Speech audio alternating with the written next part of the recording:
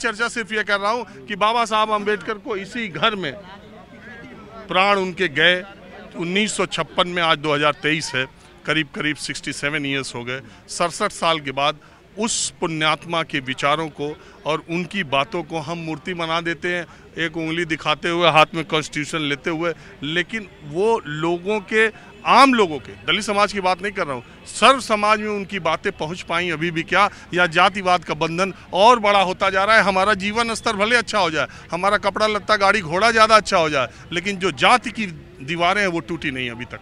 देखो सर, सबसे पहले बाबा साहब ने संविधान बनाया था, आज तक यहाँ सभी संविधान के बाबा साहब के मना रहे हैं, पुण्यतिथि में। तो बाबा साहब के बारे में इनको ये नहीं मालूम होगा, कम से कम 90% लोगों को नहीं मालूम होगा संविधान में लिखा क्या है। बाबा साहब ने ये नहीं मालूम है कि संविधान में पहले अनुच्छेद में क्या चीज़, आर्टिकल में, पहले आर्टिकल में क्या लिखा हुआ है। ये सभी हल्ला कर रहे हैं, खाम की गाजर भेज रहे हैं खाम की।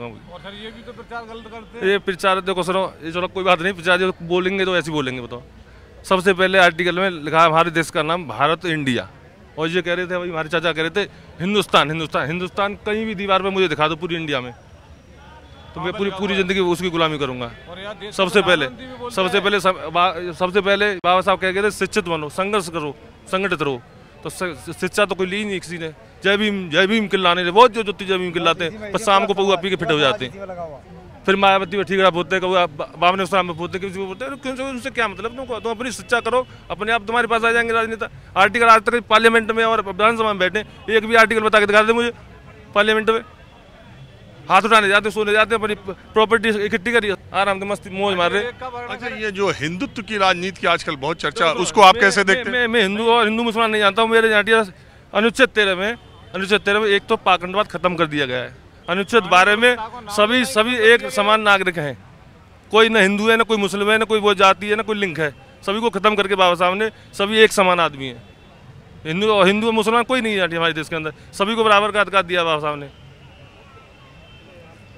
और मैं तो सरकार से ये कहना चाहता हूँ, जब बाबा साहब की पुण्यतिथि मनाई जा रही 6 दिसंबर, वो कहते हैं 6 दिसंबर ही ना, 6 दिसंबर है। तो मैं तो कह रहा हूँ, मोदी जी से भी कह रहा हूँ, आग्रह कर रहा हूँ कि ऐसे उस पर टीवी पर क्या कहते हैं, भागवत कथा की वो जो चैनल चलाई जाते हैं, ऐसे संविधान के चैनल चलाए जाएँ।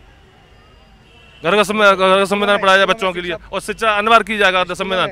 हाँ जी, अब आप बताइए क्या कहना चाह रहे हैं? आप कुछ कहना चाह रहे थे देर से, कुछ यहाँ के बारे में आप क्या कहना चाह रहे हैं, बताइए। सर, आपने एक सवाल किया था राजनीति के ऊपर।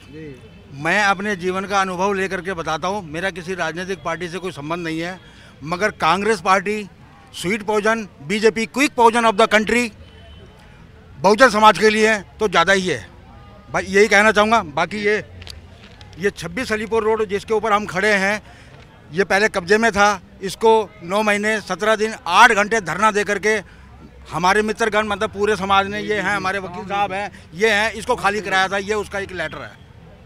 किस सन में? 1997 में सर, 31/3/1997 में ये खाली कराया गया और इसका निर्माण कराया गया, जिसमें आप खड़े होकर के आज स्टेटमेंट दे रहे हैं, ले रहे हैं। मैंने, देखिए, जिनको माई साहब कहते हैं, बाबा साहब की धर्मपत्नी सविता अम्बेडकर जी, माई साहब ने जो आत्मकथा लिखी है, मैं उसको पढ़ा हूँ मैं। और उन किताबों को पढ़ने के बाद ही जब इस तरह के दिन आते हैं, तो मुझे लगता है कि उन जगहों पर चल करके थोड़ा फील भी करना चाहिए, थोड़ा महसूस भी करना चाहिए, और लोगों को महसूस कराना भी चाहिए।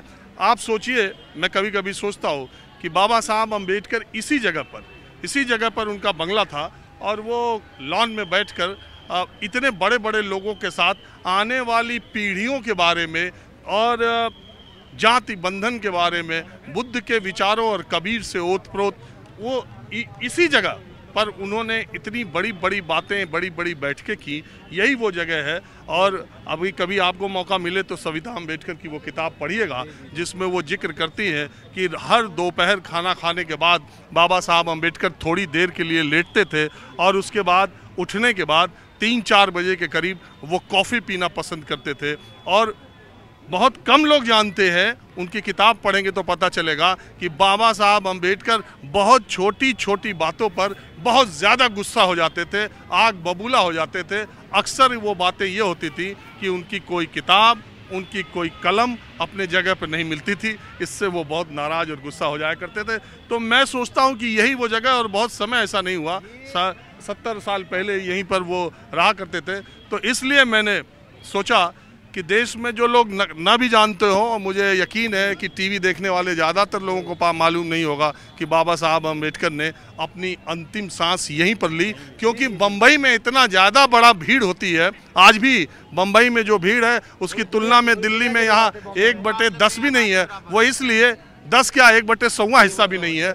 वो इसलिए कि मुंबई में उनका अंतिम संस्कार हुआ था, और कहते हैं कि जिस संख्या में वहाँ पर लोग इकट्ठा हुए थे वो कल्पना से परे है। बहरहाल जब पंडित नेहरू यहाँ पर आए थे, प्रधानमंत्री आए थे, सब बड़े लोग आए थे, बाबा साहब के अंतिम संस्कार की चर्चा हो रही थी, तो माई साहब यानी सविता अम्बेडकर, उनकी धर्मपत्नी ने कहा कि उनका जो है अंतिम संस्कार सारनाथ में होना चाहिए। लेकिन अपने कई सहयोगियों और उनसे भी बाबा साहब ने कहा था कि मेरा अंतिम संस्कार जब भी मेरे प्राण जाएं तो मुंबई में होने चाहिए। इसलिए बाबू जगजीवन राम ने एक स्पेशल चार्टर्ड प्लेन का इंतज़ाम किया, जो उनके पार्थिव शरीर को नागपुर से लेकर के मुंबई गया, और फिर बड़ी संख्या में वहां पर उनका अंतिम संस्कार हुआ। बहुत लोग ये आरोप लगाते हैं कि बाबा साहब अम्बेडकर को जो शुरुआती दिनों से लेकर बाद तक सम्मान मिलना चाहिए था, किताबों में, विचारों में, अपनी आस्थाओं में, वो नहीं मिला।